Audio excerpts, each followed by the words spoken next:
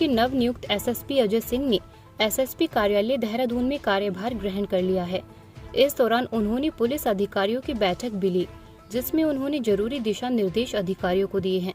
वहीं बैठक समापन के बाद उन्होंने प्रेस को संबोधित करते हुए अपनी प्राथमिकता बताते हुए कहा कि कानून व्यवस्था को बनाए रखना, ड्रग्स फ्री देवभूमि अभियान को आगे बढ़ाना, इसके साथ ही स्ट्रीट क्राइम की रोकथाम समेत ट्रैफिक व्यवस्था को बनाए रखना उनकी प्राथमिकता होगी। देहरादून से भगवत मेहरा की रिपोर्ट। देखिए, पुलिस की सर्वोच्च प्राथमिकता कानून व्यवस्था को बनाना है। वही प्राथमिकता मेरी भी रहेगी और मेरी टीम की भी रहेगी। साथ ही साथ माननीय मुख्यमंत्री जी का जो ड्रग्स फ्री अभियान है, ड्रग्स फ्री देवभूमि 2025, उसको साकार करने के लिए देहरादून पुलिस को अभी हमने अधिकारियों को ब्रीफ भी कर दिया है और वो भी प्राथमिकता के आधार पर रहेगा, सर्वोच्च प्राथमिकता के आधार पर, जहां पर इन्फोर्समेंट के साथ साथ जन सहभागिता भी बढ़ाई जाएगी और विभिन्न थाना क्षेत्रों में एक दिन जो सैटरडे होगा उसमें थानेवार उसमें चौपाल लगा के लोगों को जागरूक भी किया जाएगा। साथ ही साथ अगर कोई गोपनीय सूचना देना चाहता है तो संबंध में भी उनको बताया जाएगा और साथ ही साथ इन्फोर्समेंट पर भी इसमें कार्रवाई की जाएगी, जिसमें उनकी संपत्ति जब्ती की कार्रवाई भी होगी। तीसरा, मैं मानता हूँ कि जो प्राथमिकता में होनी चाहिए वो स्ट्रीट क्राइम है, क्योंकि जो हमारे शहर में स्नैचिंग हो जाती है, मोबाइल स्नैचिंग हो, चेन स्नैचिंग हो या अन्य तरह की स्नैचिंग हो, या शहर में सरेआम झगड़े हो जाते हैं, कभी स्टूडेंट्स के बीच में हो जाते हैं या अन्य कारणों से लोगों में होते हैं, तो इस तरह के स्ट्रीट क्राइम पर लगाम लगाना भी प्राथमिकता होगी। क्योंकि जो इस तरह के जब क्राइम होते हैं तो जो हमारी महिलाएं हैं, अन्य लोग हैं, बच्चे हैं या अन्य लोग जो देखते हैं तो कहीं ना कहीं उनमें भय का माहौल बनता है। तो इस भय के माहौल से बाहर करना है। अगर कोई स्ट्रीट क्राइम होता है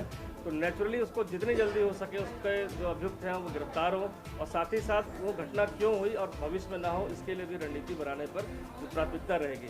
साथ ही साथ अभी जो ट्रैफिक को लेकर और अन्य इश्यूज भी आपके माध्यम से उठाए गए हैं, तो सभी के विचार सुनने के बाद, चाहे वो मीडिया बंधु हो, चाहे हमारे स्टेक होल्डर्स हैं, अन्य विभाग हैं, और कोशिश की जाएगी कि जो इसका समाधान जितना बेटर कर पाए। क्योंकि मैंने बताया कि जब विकास का कार्य होता है तो कहीं ना कहीं असुविधा रहती है उस पीरियड के दौरान। तो अभी स्मार्ट सिटी का काम चल रहा है, तो उसके निर्माण कार्य के कारण कहीं ना कहीं अवरोध उत्पन्न हो रहा है। कैसे उसको कम से कम हम जनता को उससे राहत दिला पाए, मतलब उनको राहत मिल सके, इस पर भी जरूर कोशिश की जाएगी अपनी टीम के साथ मिलकर। तो निम्न प्राथमिकता है। बाकी जो हमारे गैंग बनाकर खासकर जो ज़मीनों के फ्रॉड करते हैं या मकानों के फ्रॉड करते हैं, काफ़ी सारे एक्टिविटीज़ खासकर देहरादून में देखने को मिली, बहुत सारी अच्छी कार्रवाई भी हुई है। लेकिन जो इम्पैक्ट अभी आना बाकी रह गया, तो मुझे लगता है वो इम्पैक्ट तभी आएगा जब तक ये बड़ी बड़ी धाराओं में गैंगस्टर एक्ट में निरुद्ध हो, इनकी जो अवैध संपत्तियां हैं वो चिन्हित करके जब्त हो, और इनके द्वारा अगर कहीं संपत्तियां बनाई गई अतिक्रमण करके तो विभागों को सूचित करके उनका ध्वस्तीकरण हो। तो ये इम्पैक्ट लाने की पूरा प्रयास किया जाएगा टीम के साथ मिलकर। तो ये निम्न प्राथमिकताएं कुछ मैंने बताई हैं। साथ ही साथ समय और परिस्थिति के अनुसार जैसी आवश्यकता पड़ती रहती है, जैसे पुलिसिंग में आपने देखा है कि कभी किसी तरह का गैंग आ जाता है, किसी तरह का फ्रॉड होने लगते हैं, तो वो समय और परिस्थिति के अनुसार हमारी टीम जैसा भी रहेगा उसको रिस्पॉन्स करेगी। यही मुझे अभी वर्तमान में जो अभी आए अपनी टीम के साथ डिस्कशन किया, तो मुझे लगता है कि इन प्राथमिकताओं को लेकर हम आगे बढ़ेंगे।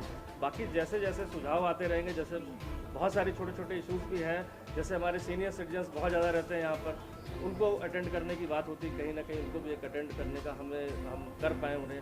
साथ ही साथ जैसे महिलाओं के साथ अपराध में बताया कि महिला की प्रेजेंस कम है थाने चौकी में, उसको भी देख लिया जाएगा रिव्यू करके कि अब महिला चीता चल रही है तो क्या उसकी एफिशिएंसी है, कैसे और बढ़ाई जाए।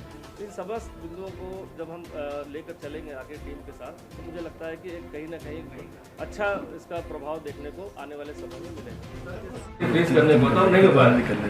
प्रोसेस चल रहा होगा, प्रयास चल रहे हैं इसमें, लेकिन उसका रिजल्ट अभी आना बाकी है। तो कोशिश रहेगी कि ये रिजल्ट भी जल्दी दिखाई दे। जैसे कि जो भी हमारे नशा तस्करी में लिप्त रहते हैं, लगातार केसेस हो रहे हैं उनके ऊपर, तो चाहे उन पर गैंगस्टर एक्ट लगे, चाहे उसमें फाइनेंशियल इन्वेस्टिगेशन करके भी एक सेक्शन है NDPS का, जिसमें संपत्ति फ्रीज कर सकते हैं उसकी, और वो पावर सिर्फ इंस्पेक्टर के पास से शुरू होता है, उसके लिए कहीं किसी कोर्ट और न्यायालय में नहीं जाना। तो उस प्रक्रिया को भी हम शुरू करके कोशिश करेंगे जो नशे में लिप्त हो गए उनकी संपत्तियों को फ्रीज किया जाए। और लाने बनाने के लिए हम उसको सिर्फ 2 ही लोग तो इसमें रखते हैं उसको रिसीव करने के लिए, और जिससे कि उसका नाम ना हो। बेसिकली सूचना बहुत लोग देना चाहते हैं, लेकिन समस्या क्या है कि अपनी गोपनीयता से उसको डर लगता है कि कहीं मेरा नाम पुलिस ने बता दिया तो मेरी दुश्मनी हो जाएगी। तो अभी रिजल्ट आने शुरू हो गए थे वहाँ पर कि काफ़ी सारी सूचनाएं लोग दे रहे हैं, कभी कभी लोग गलत भी सूचना दे देते हैं,